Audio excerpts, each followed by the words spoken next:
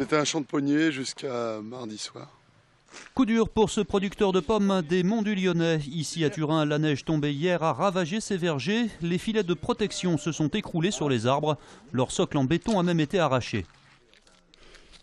J'estime à la louche environ entre 50 et 60 000 euros de pertes, sans compter les heures de main-d'œuvre qui me semblent considérables. Je n'arrive pas à estimer précisément, mais je parlerai plutôt en milliers d'heures de travail. On peut estimer que sur 3 ans, parce que la perte se fera obligatoirement sur 3 ans, voire 4 ans, parce que ça m'étonnerait qu'on puisse replanter cette année. Et ben, en moyenne, si on compte 40 tonnes à l'hectare pendant 4 ans, ça fait 160 tonnes de pertes. Ce producteur a fait les frais de la conjonction de 2 phénomènes.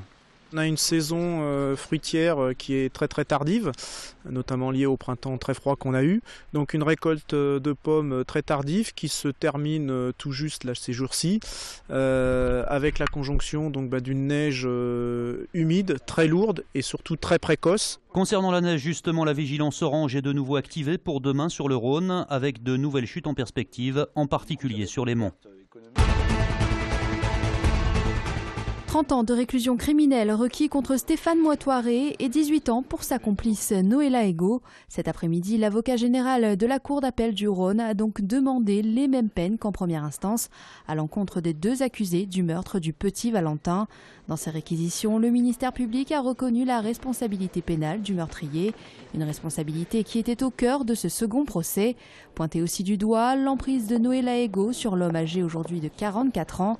Sans elle, je cite, Stéphane Moitoiré n'aurait pas tué, un avis partagé par la partie civile. On ne peut pas ne pas considérer que cette femme qui a vécu 20 ans avec lui, dans leur mode de vie, dans leur errance, n'est pas une part de complicité évidente. Nous, on veut une approche non pas scientifique, parce que ça n'est pas une science, la psychiatrie, mais une approche quand même méthodique. Voilà, on l'a pas, c'est désolant. Autant pour la défense que pour l'accusation, du reste. Le verdict sera rendu demain. On connaissait déjà la date depuis quelques semaines, mais désormais, on sait à quelle heure précisément aura lieu le premier départ depuis la station Gare d'Oulin. La ligne B effectuera en effet sa toute première liaison direction Gerland, mercredi 11 décembre à 14 h. Un trajet qui durera 15 minutes. Les lignes de bus, quant à elles, desserviront le pôle multimodal dès le lendemain. Notez que 20 000 passagers par jour sont attendus dans cette station Gare d'Oulin. Inauguration aujourd'hui du collège Henri Barbus de Vaux-en-Velin. L'établissement qui datait de 1972 a été entièrement rénové. Une opération lourde pour laquelle le département a investi 10 millions d'euros. On leur a apporté aussi dans chaque salle de classe des tableaux blancs interactifs qui permettent à tous les enseignants qui le souhaitent de pouvoir se connecter à Internet, mais aussi de pouvoir travailler en interactivité.